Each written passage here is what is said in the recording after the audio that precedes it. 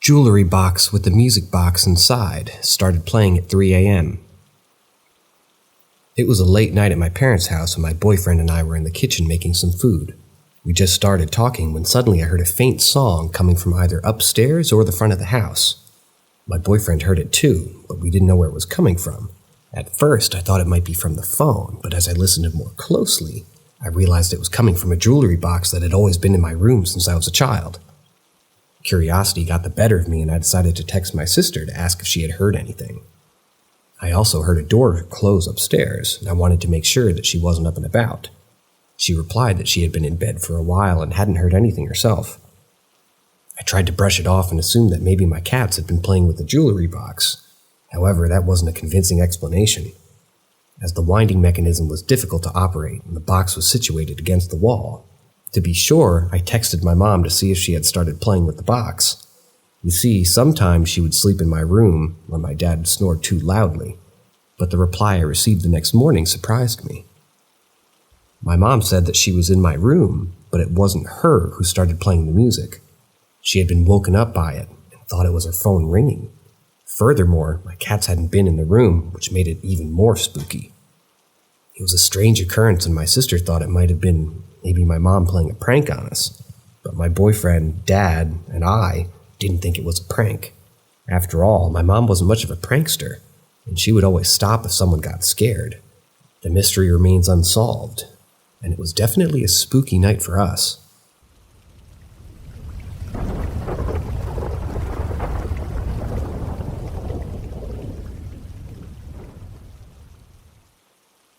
Ouija. Something or someone made an appearance, unbeknownst to us, during our session. Years ago, my friend and I, a self-proclaimed skeptic of the Ouija board, decided to embark on a daring experiment. It was an evening filled with curiosity and a desire to test the boundaries of the supernatural.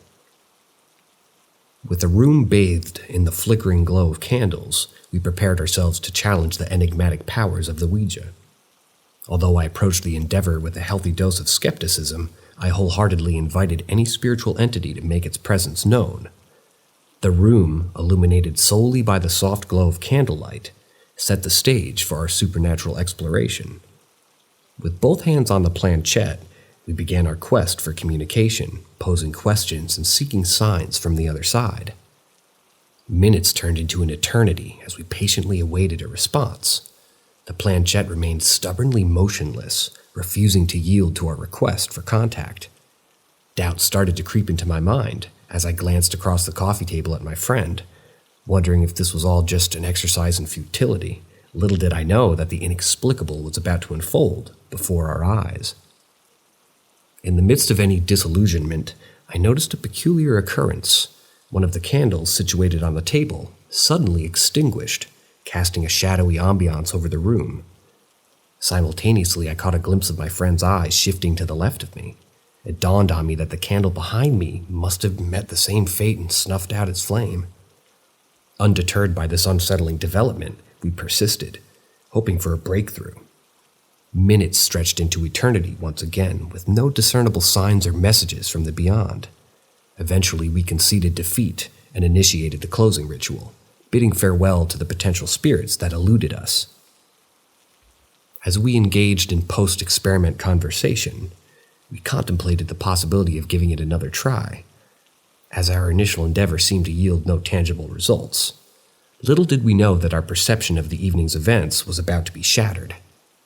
I reached out to turn on the living room lamp, prepared to blow out the remaining candles, and it was then that I noticed something perplexing. The candle I believed to be extinguished earlier was in fact still flickering its eerie glow. Puzzled by this contradiction, I dismissed it as a trick of the mind, eager to move on from the unnerving experience. However, my friend's voice pierced through the air, uttering words that sent shivers down my spine. He spoke of a candle positioned behind the chair, tucked away in the corner of the room. Confused, I responded that I hadn't placed a candle in that location, and he confirmed that he hadn't either. Yet, he vividly recalled seeing a light behind the chair vanish, mistakenly attributing it to a candle I'd supposedly placed there.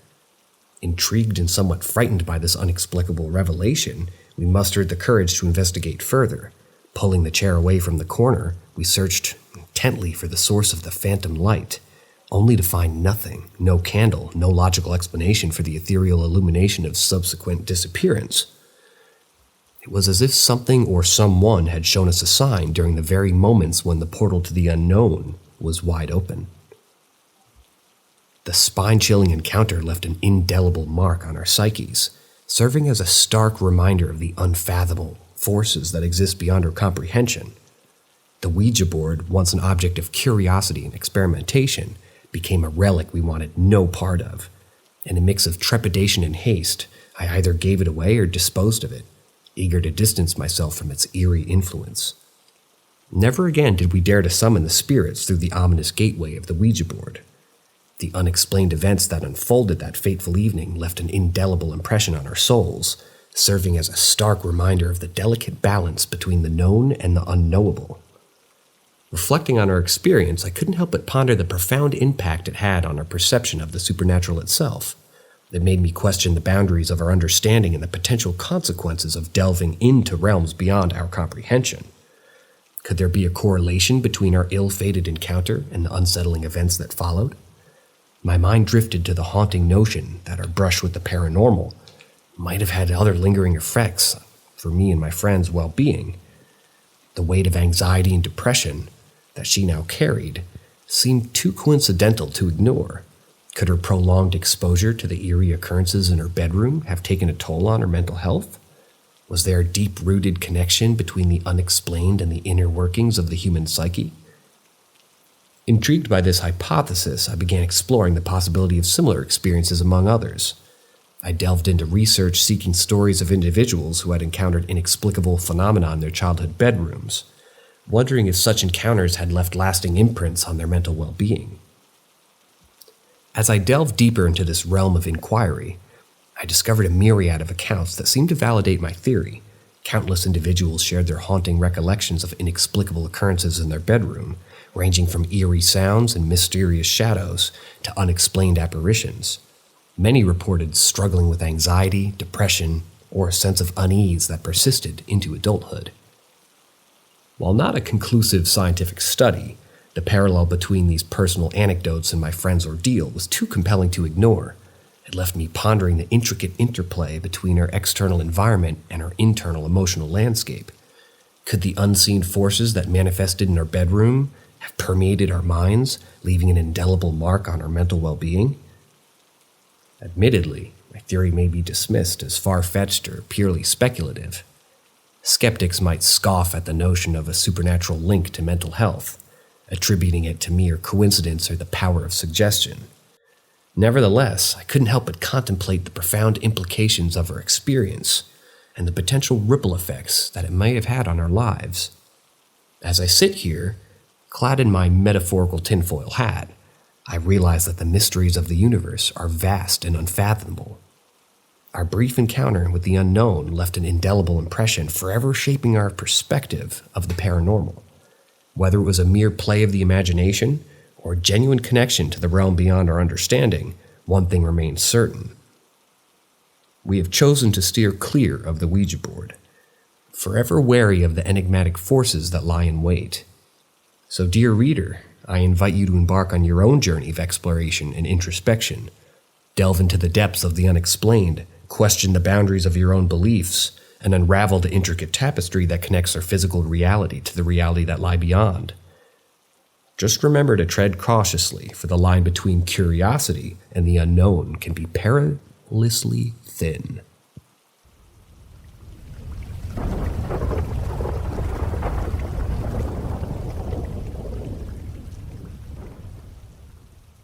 Kinda weird thing happened today. I used to have a 15-year-old Pomeranian who had been in the family since I was a young teen. She was the family dog, but now about 7 years ago, my mom moved to a place where she couldn't keep her, so the dog became mine. She was quite a little brat when it came to getting into the garbage. No matter where it was, she would tear into it and make a huge mess wherever she had the chance. As a result, she was banned from ever going into the kitchen unattended, It was a struggle because she knew she wasn't supposed to do it, but she was so sneaky about it and sometimes would tip over the kitchen bin and rip up everything in there. It was always the same ritual: knock down the bin, drag out the bag, pick through it, and take a few things that would be found in obscure places later. My family always jokingly referred to her as the garbage hound because it was such a trait of her personality. But last month she passed away after a cancer diagnosis. She went downhill really fast, and she was gone before it even really hit me that she was sick. It's been hard, as these things always are. Today, I went out for a few hours to get some groceries and stuff, and something strange happened. When I got back, I walked into the kitchen, and the garbage bin was tipped over, and the bag was clearly pulled out. And there was trash scattered all across the floor. I literally just stared at it for a few seconds while my mind was registering it and running through what could have happened here. I live alone, and it wasn't tipped when I left. I could never leave a mess like that. I was trying to see if something fell or somehow got tipped in the bin and everything just fell out, but it looked picked through just the way it did when my dog got into it. One thing was a yogurt container that was across the entire kitchen and under a table. She'd always specifically take small containers like that. I know it sounds stupid, but I really think it could have fallen on its own. I have one other dog, but she's a tiny 2-pound Chihuahua, and she can't walk on hard floors because she slips and hurts her legs. She was in my carpeted room. She would have had to walk down the hall and through the living room and into the kitchen, all of which have hardwood floors. She wouldn't have been able to tip over the bin by herself either, and has never gotten into the garbage once, so I just don't know. It's not that serious, but it's just weird. It's almost as if my dog was still there and wanted to remind me of her little quirk before she left. I miss her so much, and this just makes me feel like she's still with me in some way.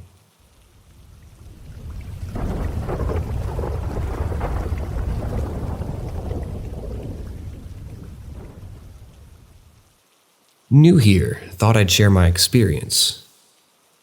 When I was in my early teens, around 14 or 15 years old, a group of us used to hang out together, exploring alleyways and looking for cool places to check out. There were about 8 or 10 of us, and we always had a blast sneaking around and finding new places to go.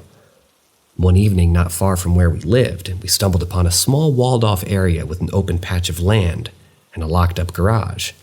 It seemed like the perfect place to explore, so we climbed over the wall and started checking it out.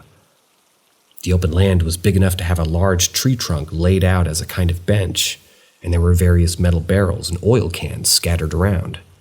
In the center of the land was an old JCB digger, which took up most of the space. We were all climbing around the digger when suddenly a man appeared in the driver's seat. He just popped up out of nowhere, and he was black and white with a slight glow to him. We all screamed and panicked, jumping off the JCB and hiding around the tree trunks and barrels. The man just sat motionless for maybe 20 seconds or so, then vanished again. We were all completely freaked out, and we started sharing what we had seen, talking over each other as we were describing the exact same thing. It was really strange. A large group of us had all seen the same thing. All these years later, we still talk about that experience. The stories never changed. It was just us playing around, and then this black and white guy appeared out of nowhere and then vanished again. What I find unique about this experience is that it wasn't just 1 or 2 of us who saw it. It was a large group of people. Whenever I watch paranormal shows or read about similar experiences, it always seems like it's just 1 or 2 people who witness something strange. But in our case, we all saw the same thing at the same time. Sadly, there were no camera phones back then, so we didn't have any pictures of what we saw. But even without any photographic evidence, we all remember that experience vividly. It's something that stayed with us all these years, and I don't think any of us will ever forget it.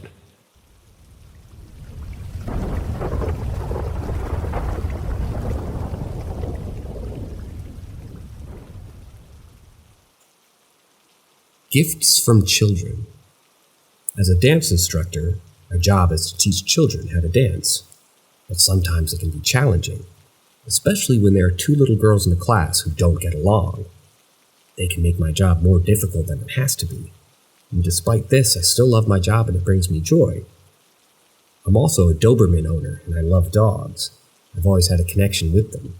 And one night while lying in bed, a vision came to me of my next dog. She would be a red Doberman named Bunny. Couldn't shake this feeling off, and it stayed with me for a while.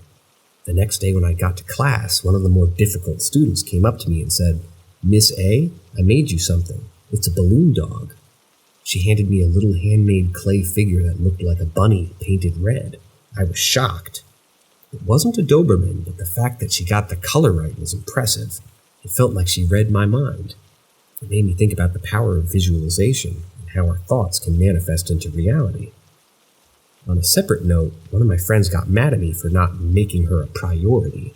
I forgot to buy her a gift and give her a card for her birthday, which falls in between Thanksgiving and Christmas.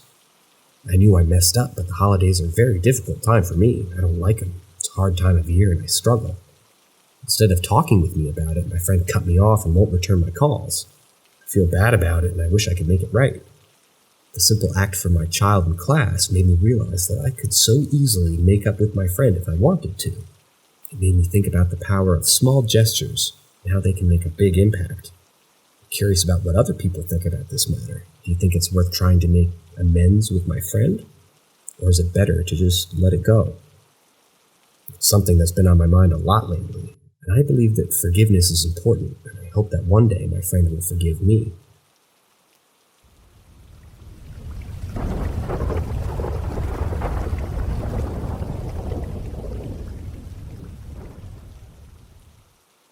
The Unexplained Blanket. One fateful morning, I found myself waking up earlier than usual, filled with a sense of curiosity that beckoned me to explore the mysteries of the living room. As I gently opened the door, my eyes were immediately drawn to the couch, where an inexplicable sight awaited me. An upright blanket, defying the laws of gravity, standing proudly in the center. The blanket appeared as if it had taken on a life of its own, assuming the shape of a bell, as if someone or something were seated beneath it. The edges of the blanket gracefully cascaded down, still touching the surface of the couch, creating an eerie and otherworldly tableau. A shiver ran down my spine as I stood there, transfixed by this perplexing sight. In a state of both awe and trepidation, I stood rooted to the spot where I felt like it was eternity passing by me, trying to make sense of the inexplicable phenomenon unfolding before my very eyes.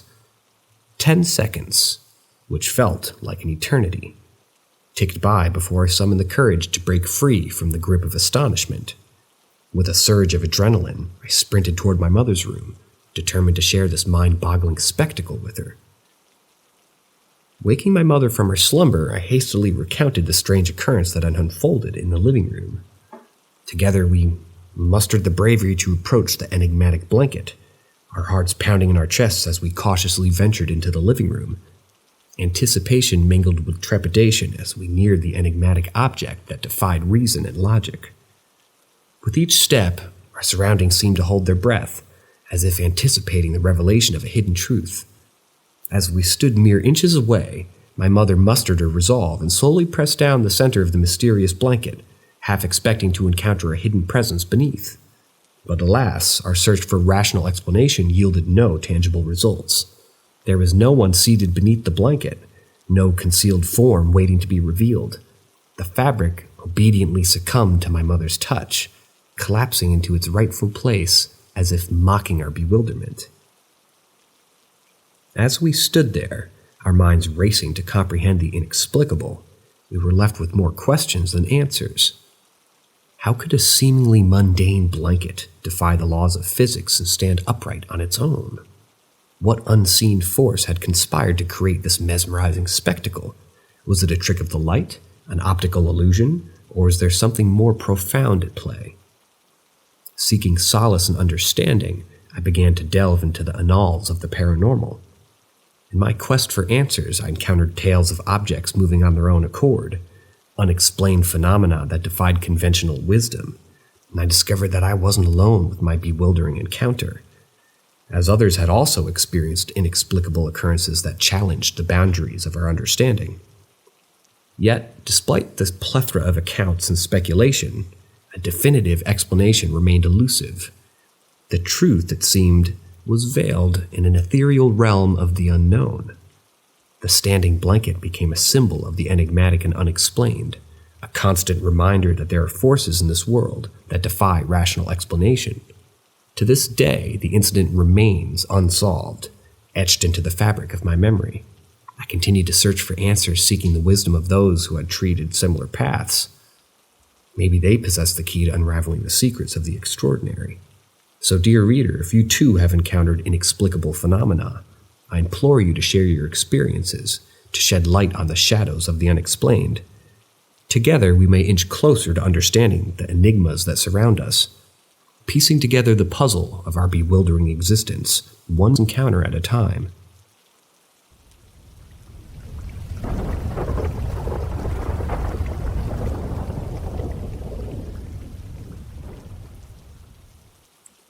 Did I sleep in a haunted bedroom? Cause anxiety later in life? When I was 8, my parents bought our first house, a brand new one with no prior owners. One interesting feature of the house was that our family computer was situated directly beneath my sister's bedroom. We had a TV in the computer room, so we spent a lot of time together in that area of the house. However, there was one issue that always bothered us, and it was where the paranormal came into play. My sister and I would frequently hear running footsteps directly above us, emanating solely from her bedroom. Usually it was about 4 or 5 footsteps twice a week, though they were quite random. Sometimes we'd hear them 2 or 3 times in a day, sometimes every other day, or sometimes not at all for weeks. Regardless of how often we heard them, we always knew the sounds of footsteps in any room upstairs from where we were. We all distinctly remember hearing these footsteps, including my stepmom, who lived with us briefly and moved into a new house soon afterward. The only person who claims to have never heard them was my dad. He was probably too engrossed in his work. Now, my sister suffers from terrible anxiety and depression, which has crippled her in many ways. It makes me wonder if there's a link between her mental illness and her haunted bedroom. Could the sound she heard in that room have contributed to her issues? It's just a theory, and I might be one of the only ones who thinks this way. You might think I'm crazy or wearing a tinfoil hat, but I'm cautious and curious to hear your thoughts. Have you or someone you know experienced something similar in their bedroom growing up that you think might have caused mental health issues later in life? Personally, I believe that the sounds of my sister that she was hearing growing up in that room might have had an impact on her mental health. But I could be wrong, and there could be a completely different explanation. Regardless, it's an interesting topic to ponder. I'm curious to hear other people's perspective on the matter.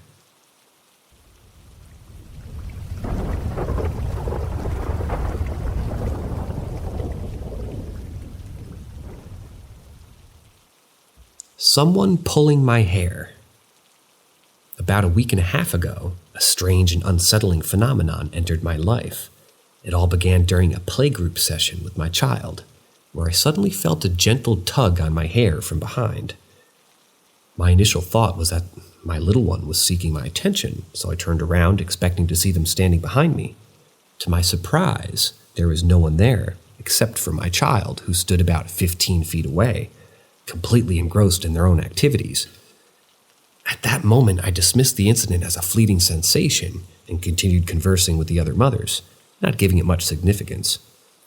However, little did I know that this peculiar occurrence was destined to repeat itself multiple times over the next 10 days. In fact, it happened to me on at least 20 separate occasions. Each time I would feel that distinct tug on my hair, as if someone were gently pulling it from behind. At first, I rationalized it as a consequence of my long hair getting entangled in my clothing. Perhaps, I thought, it was getting caught on my bra or some sort of other article of clothing, causing the peculiar sensation.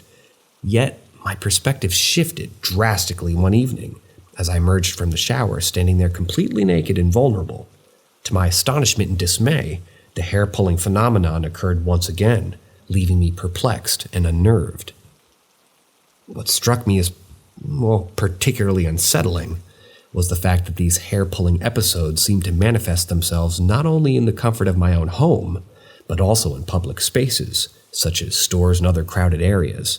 I would find myself being tugged at by an unseen force. surrounded by a sea of oblivious strangers. The sensation was almost the same, soft, deliberate, and eerily reminiscent of a child seeking attention, a sensation that I knew all too well from my own child's playful antics.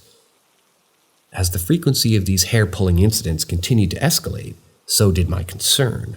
While I cannot claim to be gripped by paralyzing fear, I must confess that each occurrence sends an uncomfortable shiver down my spine.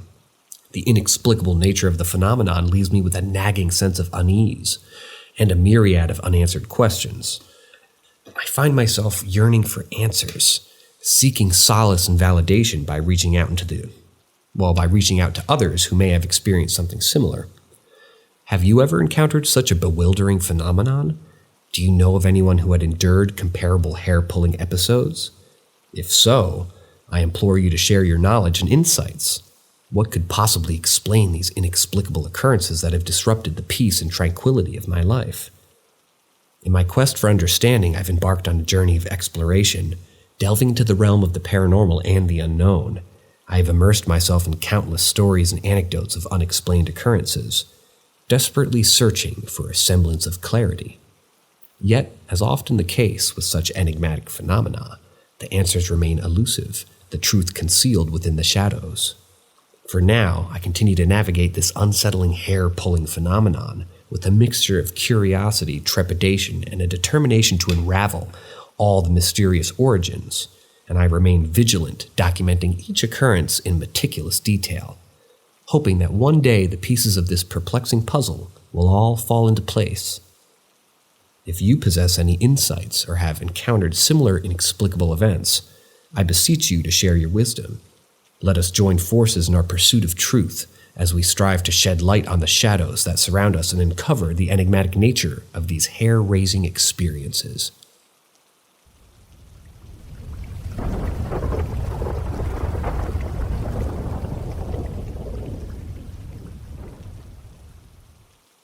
Hospice Story, Meeting at the Gate. Let me tell you a captivating story about a remarkable journey that unfolded in the lives of Hilda, a delightful elderly woman under my care, and Claude, her son, who was also in my hospice. The setting was divided between Odessa, Texas, where Hilda resided in a nursing home, and Midland, Texas, where Claude lived with his devoted wife, Joni. Their intertwining stories took place simultaneously, but fate had a peculiar plan in store for them. Hilda, at her advanced age, was battling the ravages of Alzheimer's disease, which had slowly confined her to a bedridden state. Despite her physical limitations, she managed to maintain a pleasant demeanor, often repeating cherished anecdotes from her youth during her interactions. It was heartwarming to witness her innocent confusion as she would occasionally make statements that defied her current circumstances, like expressing her intent to play baseball at the park over the weekend. Her infectious sweetness, combined with the fragmented recollections, never failed to bring a smile to my face. Given her condition, I had anticipated that Hilda's decline would be gradual, expecting to continue our visits for a few more months, if not longer. My visits to the nursing home occurred twice a week, usually on Tuesdays and Fridays, followed by my visits to Claude, Hilda's son. Claude, on the other hand, had been experiencing more rapid deterioration. His confusion had increased, his physical strength diminished, and his overall appearance reflecting his ailing state. I had believed that Claude's passing would precede his mother's, as his condition suggested that his time was drawing near. Nevertheless, I never imagined the events that would transpire.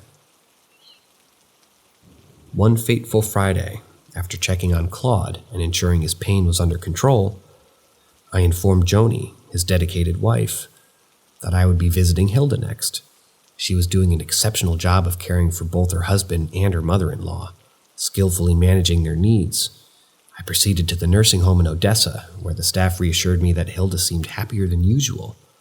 Time was not on my side that day, and I knew my visit with Hilda would be brief. I entered her room, and she greeted me in her customary way. "Hi, I'm Hilda," she cheerfully exclaimed. "Hi, Hilda. I'm a nurse. I came to check on how you're doing today." "Well, I think I'm good," she responded. "Are you hungry? Have you eaten?" "Oh, yes, dear. I think I've had some pancakes and sausage," she recalled. Satisfied with her response, I continued. Very good, Hilda. Do you have any pain today? No, I never have any pain. Who are you? She asked innocently. I'm Chingrn, and I'm a nurse. I'll check your blood pressure and listen to your breathing, if that's okay, I explained. Of course, honey, do what you need to do, but I really don't think I need a doctor or a nurse, she responded, her gentle nature shining through. After confirming her vitals and finding no signs of distress, I assured her that she seemed to be doing well. I mentioned my earlier visit with Claude and Joni, informing Hilda that they were also doing fine. I promised to see her again in the following week, to which she responded with a curious remark. Well, honey, my son, the one on 145th Street, said he was meeting up at the gate today at 2. He's taking me home. I won't be here. I pondered her words, considering the possibilities they presented. Given Claude's deteriorating condition, it seemed highly unlikely that he'd be able to fulfill his mother's desire to take her home. Moreover, mentioning 145th Street, a non-existent number in Midland, it puzzled me even further. Even in Odessa, such a high-numbered street did not exist. It was evident that Hilda's confusion had seeped into her conversation, creating a blend of reality and imagination.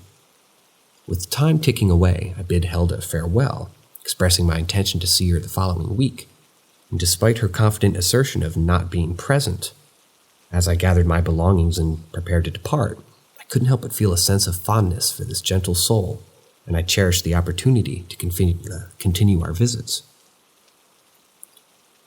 The day progressed, and at 2:15, I received an urgent text from Hilda's nursing home. Curiosity piqued. I promptly returned the call, expecting a routine medication-related inquiry. However, the news I received left me stunned. Annie, Hilda's nurse, informed me that she had just checked on Hilda and discovered that she had passed away. The staff had seen her alive merely half an hour prior, making her sudden departure all the more shocking. In disbelief, I reflected on our conversation during my visit earlier that day. Hilda mentioned meeting her son at the gate at 2:00, resonated deeply within me. Could it be that Claude had passed away, and their spirits had converged to embark on a final journey? However, my knowledge of Joni and Claude's well-being contradicted this theory. It seemed Hilda's confusion had created an alternate reality, one that transcended the physical constraints of time and space. Compelled to share this revelation with Joni, I called her, and as she answered, I relayed the news of Hilda's passing. Joni, while saddened, didn't appear entirely surprised. In her melancholic tone, she revealed a crucial detail that shed light on Hilda's enigmatic statement. No, she was referring to her other son, Claude's brother. He lived on 145th Street in Lubbock. Unfortunately, he passed away 5 years ago. It seems he meant to meet her at the gate today at 2 to bring her home. Joni disclosed, her voice heavy with emotion. My astonishment grew as the pieces of the puzzle fell into place. Hilda's statement had held a deeper truth, a connection with her departed son and a longing for a reunion at the afterlife. The realm of her confusion had merged with the realm of spirits, allowing her to glimpse at the homecoming that awaited her. In the weeks that followed, Claude's health continued to decline, and he eventually joined his mother in the ethereal embrace of the great beyond. Joni, left behind to navigate a world without her beloved husband and mother-in-law, bore her grief with strength and resilience. She carried their memories deep within her heart until her own journey's end, which arrived a couple of years later. As I look back on the lives of Hilda, Claude, and Joni, I'm reminded of the extraordinary bond they shared, their stories intertwined, converging at the gate where souls reunite, welcoming one another home. It serves as a testament to the enduring power of love and the eternal connections that transcend the boundaries of time and space.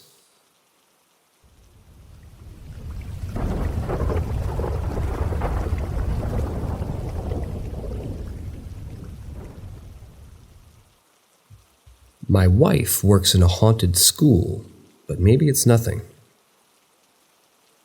We reside in a quaint little town nestled in the heart of the Midwest, where the ebb and flow of daily life carry with them tales of the mysterious and unexplained.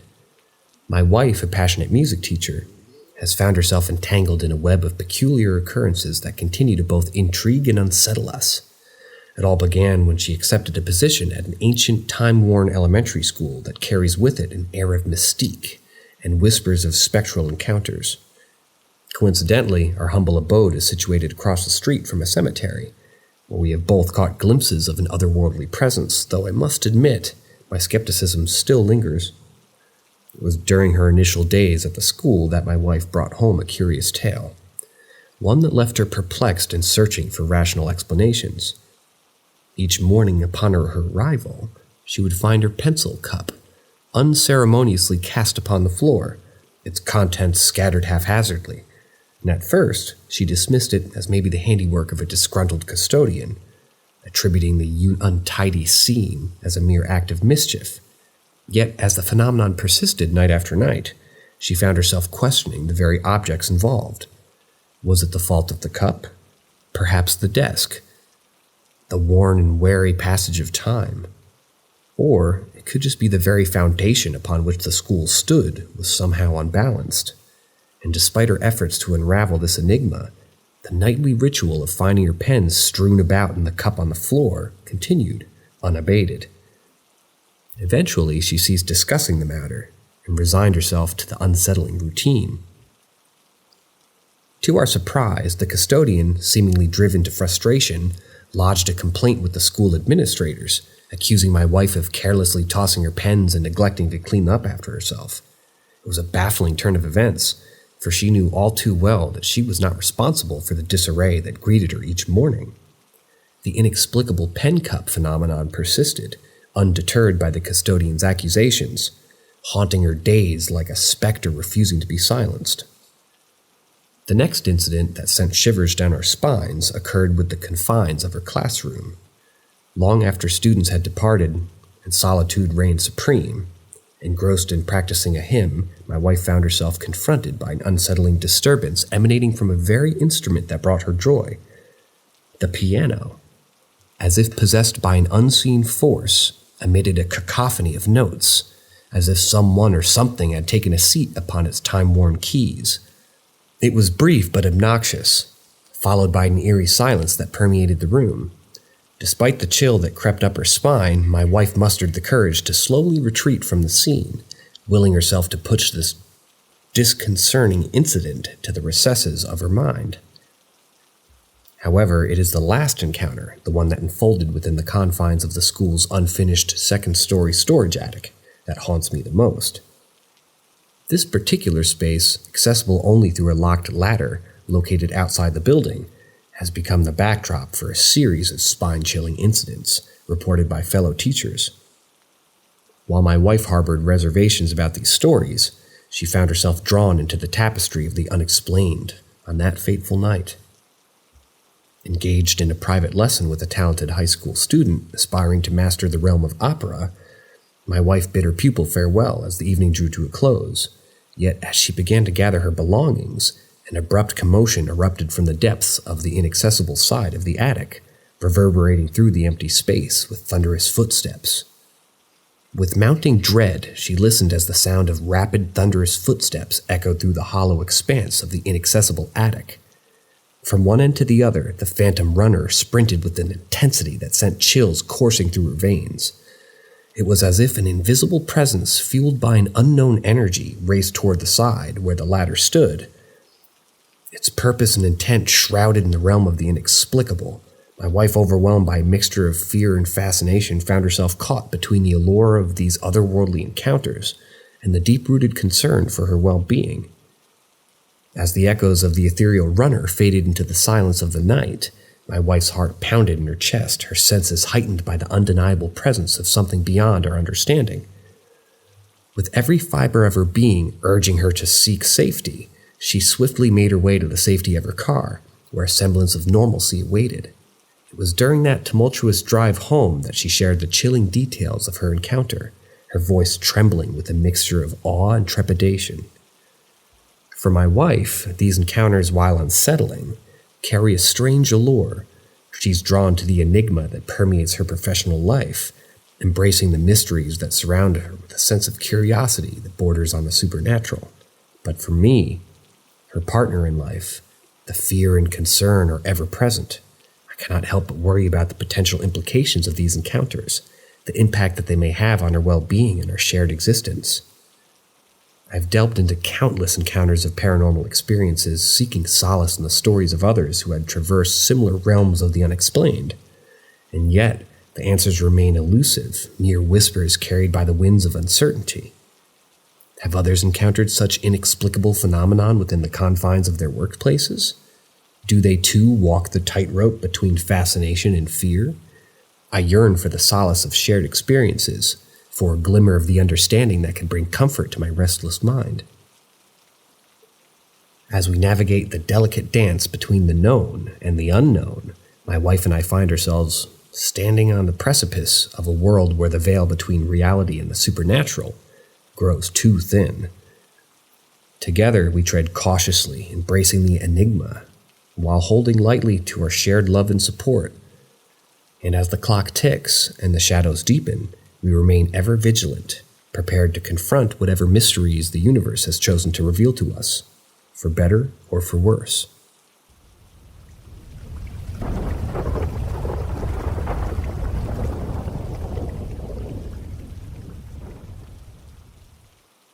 A possible cursed book. I'm from Morocco, a small country in North Africa known for its deep-rooted belief in witchcraft, black magic, and the occult. It is a land where stories of supernatural encounters and mysterious practices permeate the cultural fabric. My family, like many others, is no stranger to this enigmatic realm. Through the generations, we've carried the weight of this mystical heritage, with my grandparents, may their souls rest in peace, possessing a unique connection to the spiritual realm. As a music teacher in an old, weathered elementary school, my wife is confronted daily with the echoes of the past. Our home, conveniently situated across the street from a cemetery, adds an extra layer of intrigue to our lives.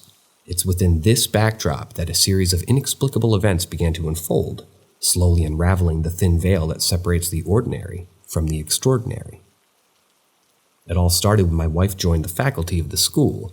She would return home with tales of peculiar occurrences in her classroom, the persistent toppling of her pencil cup each morning. Initially, she brushed it off as the handiwork of a disgruntled custodian, a mischievous act aimed at testing her patience.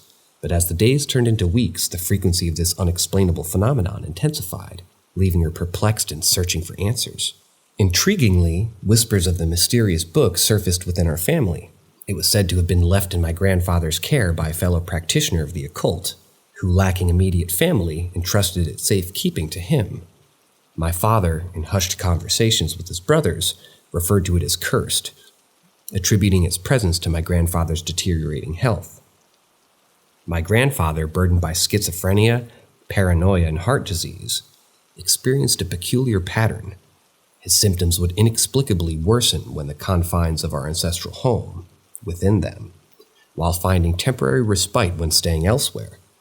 Despite the offers from nearby relatives to provide him with a more comfortable and secure living arrangement, he adamantly clung to the notion that he would breathe his last breath within the walls he had meticulously erected with his own hands.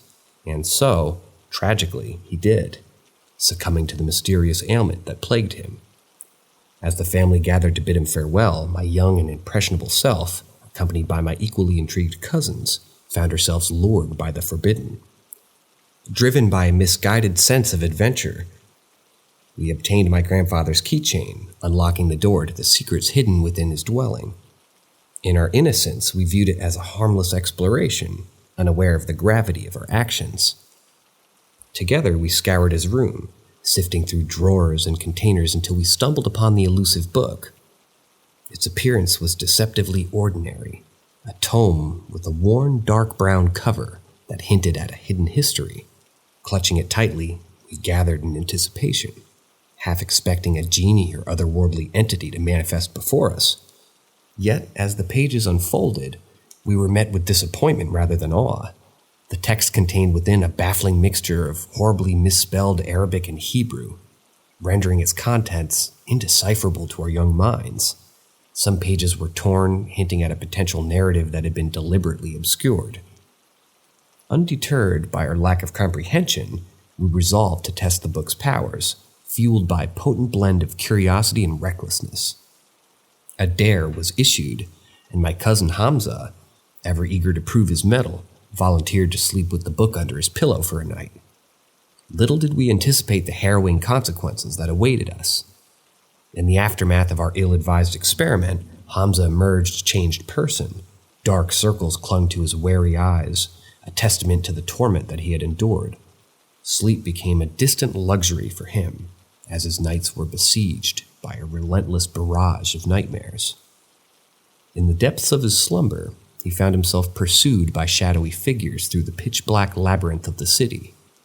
Their presence was palpable. Their breath hottened his neck as he sprinted through the darkness. Desperately seeking escape, each time they draw near, they dissolved into thin air, only to reappear moments later, their haunting footfalls echoing in his ears. Hamza's ordeal extended beyond the realm of dreams. Even in wakefulness, he was plagued by ghostly sounds, a chorus of whispered voices and mysterious knocks that echoed through the recesses of his mind. It was as though the book had unleashed a dormant force, an unseen energy that clung to him with malevolent intent. Terrified by his suffering, we convened to discuss our next course of action. Hamza, driven by fear and a sense of urgency, urged us to rid ourselves of the accursed book, to consign it to the flames, and sever the ties that bound us to its otherworldly influence. Yet, I hesitated, my mind clouded by conflicting blends of greed and practicality. You see, I was aware of the dire straits that had befallen my family. We struggled to make ends meet, with financial stability remaining an elusive dream, and within the peaks and pages of that seemingly innocuous book lay a potential fortune, a ticket to escape the cycle of poverty that had gripped us for generations. The allure of wealth whispered enticingly in my ear, drowning out the cries of reason. In a moment of misguided determination, I made the fateful decision to abscond with the book, secretly stashing it away in the confines of my own room. It became my clandestine treasure, hidden from the prying eyes and shielded from the grasp of my family's destitution. However, my ill-gotten possession came at a steep cost. That night, as darkness cloaked the world around me, a sense of foreboding settled in my heart, knocking on my door, reverberating through the silent corridors of my consciousness, each rap a chilling reminder of the entity I'd unwittingly invited into my life. Sleep eluded me as I lay awake, my senses heightened to every creak and whisper that permeated the stillness. The night became a tapestry of terror, woven with the same threads of my own apprehension. At fitful slumber, I found myself ensnared in the same nightmarish landscape that had ensnared Hamza. The figures pursued me relentlessly, their sinister forms merging with the inky blackness, while their spectral breath scorched the nape of my neck. Drenched in sweat and tears, I would awaken time and again, the fear clutching at my heart like icy talons. The cycle repeated itself, plunging me into a nocturnal purgatory from which there seemed no escape. It was a torment that gnawed at my sanity, eroding the boundaries between reality and the ethereal realm that now held me captive. Haunted by the book's malevolence, I could bear the burden no longer. The weight of my actions pressed up against my conscience, and I felt compelled to confess to my father, to seek his guidance and redemption from the clutches of the supernatural. Bracing myself for the consequences, I divulged the truth to my father, unburdening my soul of the secret I had harbored for far too long. His stern countenance betrayed with a mix of disappointment and concern, yet he took the book from my trembling hands, his resolve unwavering. He uttered a stern warning, instructing me to never speak of the book again. The gravity of his words hung heavy in the air, laden with unspoken knowledge and a profound understanding of the forces that lurked within its pages. What became of the book, I can't say with certainty, for my father's actions remained shrouded in mystery. However, one thing was undeniable. The nightmares ceased, the hallucinations evaporated, and the oppressive presence that had plagued our lives dissipated like morning mist. Years later, and the memories of that fateful encounter faded into the recesses of my mind, life unfolded with its own unique tapestry of joys and challenges, as I navigated the labyrinth and pathways of adulthood. Yet, a recent discovery resurfaced, the specter of the past, casting a pall of unease over my present existence. During the renovation of her ancestral home, urged by the persistent persuasions of my aunt, my family pooled their meager resources to breathe new life into the dilapidated structure. Amidst the chaos of construction, a hidden compartment was unveiled, concealed within the very fabric of the house. Within its confines lay a weathered metal box, heavy with the weight of forgotten secrets. Intrigued, I stood alongside my relatives as the lid of the box was cautiously pried open, revealing its long-guarded contents. The jewelry remained of my long-departed grandmother, and it evoked a bittersweet nostalgia, while the faded photographs whispered stories of bygone days. Yet amidst these sentimental relics, an enigmatic collection stood out, a gathering of baby teeth, a shredded piece of paper wrapped in a cloak of dirt-stained cloth. Curiosity tugged at my being, compelling me to examine the fragments of paper, their shredded edges invoking a sense of fragmented knowledge. As I gingerly pieced them together, my eyes widened with a mix of fascination and trepidation. The words etched upon the fragments were unmistakable, the same misspelled Arabic and Hebrew that had adorned the accursed book of my grandfather's possession. A chill ran down my spine as the realization dawned upon me. The book, once thought banished from our lives, had found a clandestine sanctuary within the hidden depths of our ancestral abode.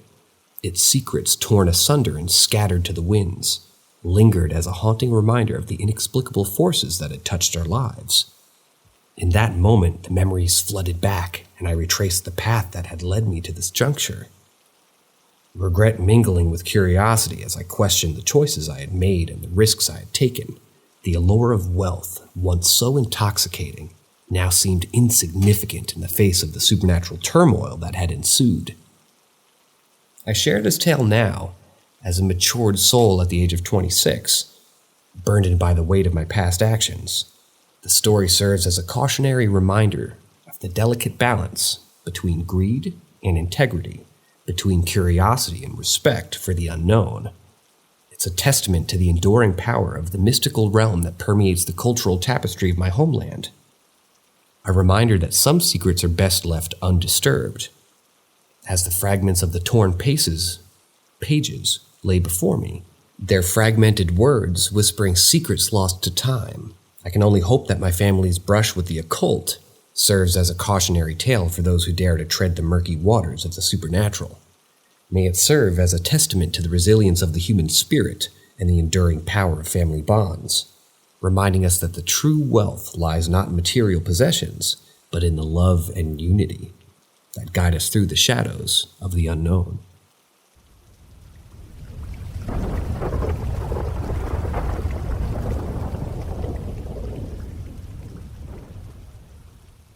Van life haunted by poltergeist. As I settled down to watch my favorite TV show, I was looking forward to a peaceful and restful night.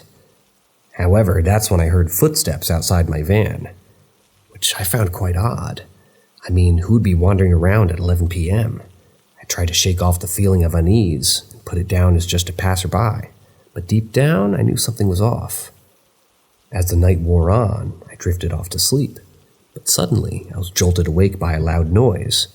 It sounded like someone was banging on pots and pans right outside my van.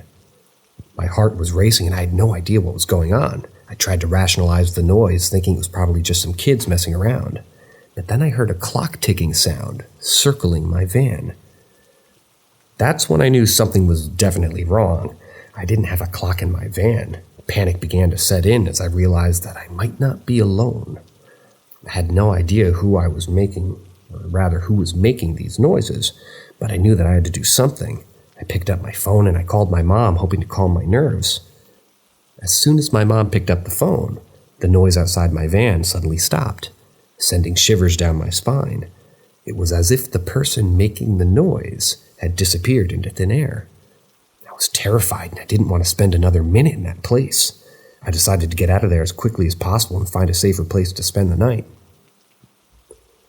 As I drove away, my mind was racing with all sorts of scary thoughts. Who could have been outside my van? What did they want from me? I was glad to have escaped unscathed, but the experience left me shaken and scared. I realized that I couldn't take my safety for granted, and I needed to be more cautious in the future.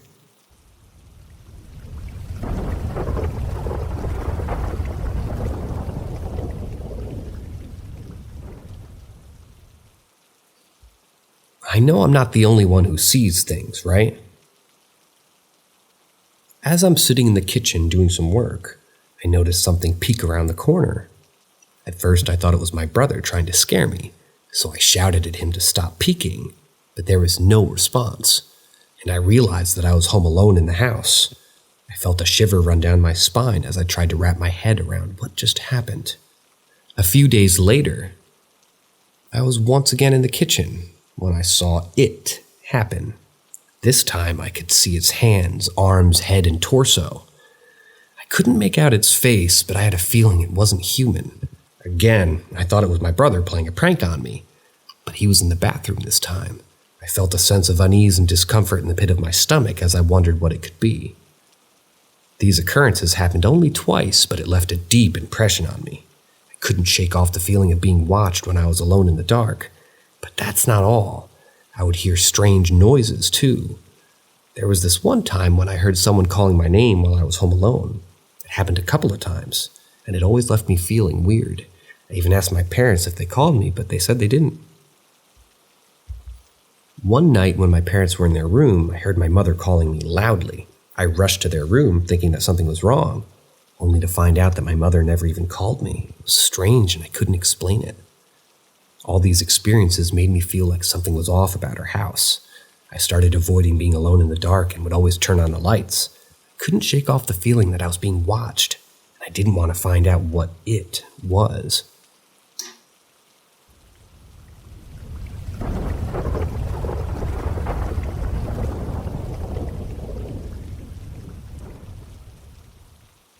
Grandpa's house. Let me tell you about the spooky experience I had while I was at my grandpa's house with my cousins.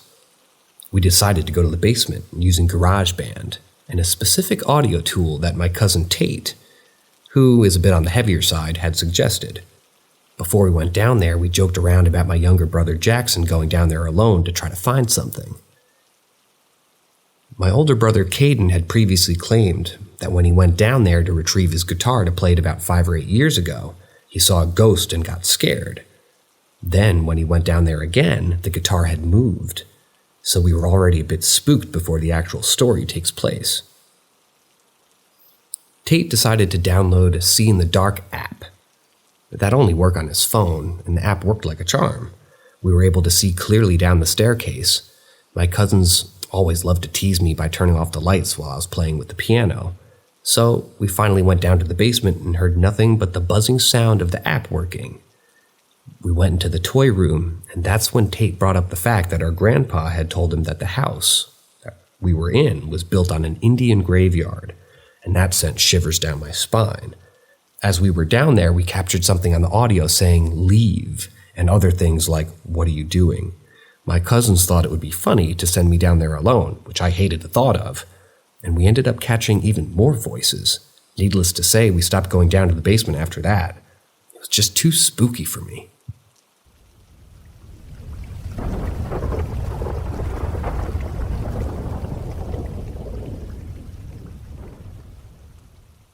The walls in my room had a heartbeat. Last night, something really strange happened to me while I was in my room. It was around 10 p.m. and I was just lying in bed scrolling through some silly videos on my phone. I had my back propped up against my pillows and my head rested against the wall. Suddenly I started hearing this weird noise, like someone was tapping their finger against a table. It was so loud and distracting that I couldn't ignore it. At first I thought I might have just had some random noise that would eventually stop. But it didn't. In fact, it got louder and louder, till it was right next to my head. The sound began to increase in speed, and it sounded like a racing heartbeat. It was freaking me out because I couldn't figure out where it was coming from. I even put my hand against the wall to see if I could feel anything. To my surprise, I couldn't hear the blood flowing through its veins, and the wallpaper was pulsing.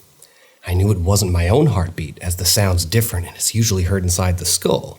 This was coming from outside of me. The sound continued to grow louder and I couldn't concentrate on anything else, so I turned off the fan in my room, thinking that it might be the culprit. The heartbeat stopped for a second and then continued, but it was fainter this time. Gradually it faded away entirely. I still have no idea what caused that bizarre experience. It didn't feel like some kind of spirit or ghost was tricking me. That seems like a random thing for a spirit to do, and it doesn't make much sense. However, I have this feeling that my room has its own consciousness, and that it may have to manifest itself physically. Can't explain it, but somehow, something about this experience made me feel like it was the room itself that was responsible for what happened.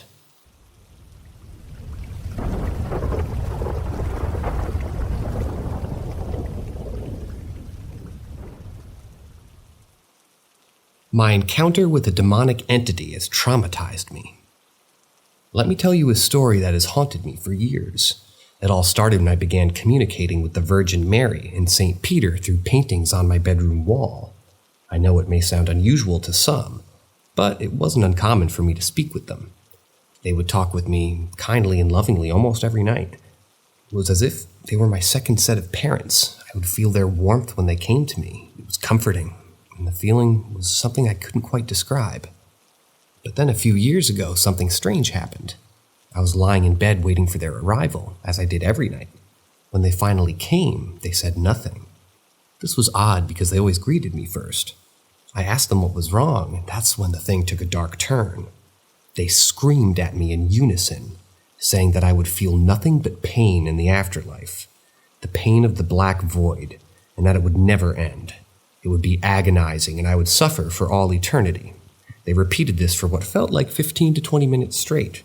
It wasn't like a normal human scream. It was much louder, and I can't explain it. After they finished, I vomited, and I didn't stop crying for weeks. I was already scared of death since I was young, but this experience made it so much worse. I begged for them to come back so I could apologize and ask what I did wrong to deserve that, but they never did. I haven't heard from them since. I've had this theory for a while now that it wasn't really Mary or Peter that spoke to me that night. Instead, it was some kind of demonic entity that was attracted to me for some reason. It took advantage and fed on my fear. I don't know where they went, but they abandoned me. I think the demons may have ruined my mind, body, and soul. Since then, I haven't had a full night's sleep in 3 years. I only get a few hours of sleep every few days. The fear of death consumes me. It's constantly in the back of my mind, and it never goes away. I can't eat properly, and I'm always feeling sick and disgusting afterwards. My brain feels like it's splitting in half and it hurts. I'm torn between wanting to stay alive because of the fear of either hell or the black void is so terrifying, and wanting to die because I can't take this stress anymore. Fear controls my life, and every aspect of my being revolves around fear and suffering. All of this pain and stress and fear must be worse than what comes after death. I'm in so much agony I don't know what to do. I've never been this scared in my life, and I'm so afraid of death, but I think of nothingness or hell might be less painful than my current existence.